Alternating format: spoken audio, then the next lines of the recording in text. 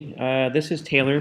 I'm going to be going over your work today that you submitted for your last project. Just kind of scrolling through. Looks like you have a couple different locations, like the nice palm trees, and then just like some fall type setting. Um, yeah, overall, your photographs are like solidly exposed. Compositions are really strong. Um, yeah, so to kind of start off with the first one here, um, I assume that it's some sort of filter or something like that that you used or an After Effect. Uh, and for me, it doesn't excite me so much. I don't really care for them. They become a little bit gimmicky, if you will, like the kind of effects or filters. However, with that being said, if you were trying to push like a concept or a theme within your work, if you were trying to push a concept of being dehydrated or on drugs or something like that, something that would make blur your vision and have kind of this effect to your natural vision, then I think it's like a great thing to experiment with and to play with if it works well with your concept. But if you're just kind of photographing around day-to-day scenes, it's kind of becomes a way to pretty up things. It doesn't necessarily work that well in most situations. Um, but besides that, like I enjoy your composition here. For me, though, I probably would like to see it kind of more even and see the rest of this tree on the left side. Uh, and just have this kind of like squared up a little bit more evenly, just kind of like the symmetrical balance kind of thing and rule of thirds. You'd have that, and I like how you have the background or the mountain in the background here is really great. Um, Exposure, I mean, it could be like in editing if you have capabilities of Lightroom or any editing software. It could just use a little bit more, the darks or the blacks could be a little bit darker, just especially in the background and here and there in the foreground too with these trees. They look like they could be just a little bit washed out. So something to kind of play with if you have the capability to do so. I like your composition here. I do like the photograph. I like how your eye is led kind of along this path. It's like the beach line. Um, However, I don't know if I'd want to see just this kind of point in focus or if I want to see all of it. I think for me, I'd want to see everything in focus, the whole thing. So if you're able to use like a larger depth of field or sorry, smaller depth of field to allow larger, a smaller aperture opening and allow larger depth of field. Something like a f16, f22, f11 even, depending on what kind of camera you're using. Usually with digital cameras, with the digital DSLRs, f8 and f11 are going to be your sharpest apertures to use.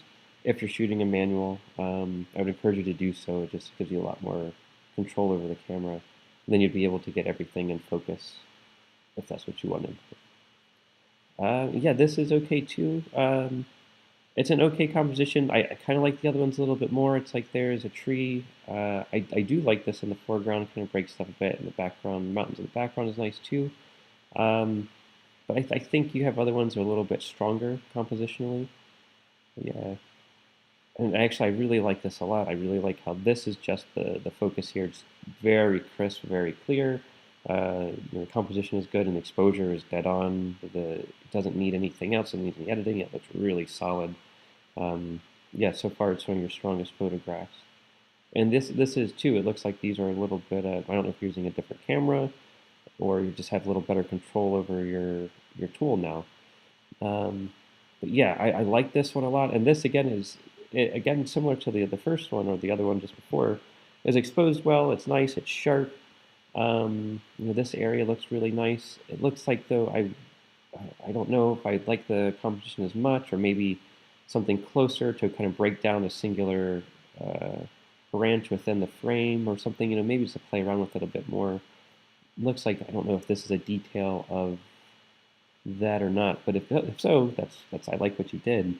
I do like being this close, and I'd even encourage you to even push even closer to see if you can push these like abstractions, so they don't even look like the plant parts anymore, or you have to really guess what they are.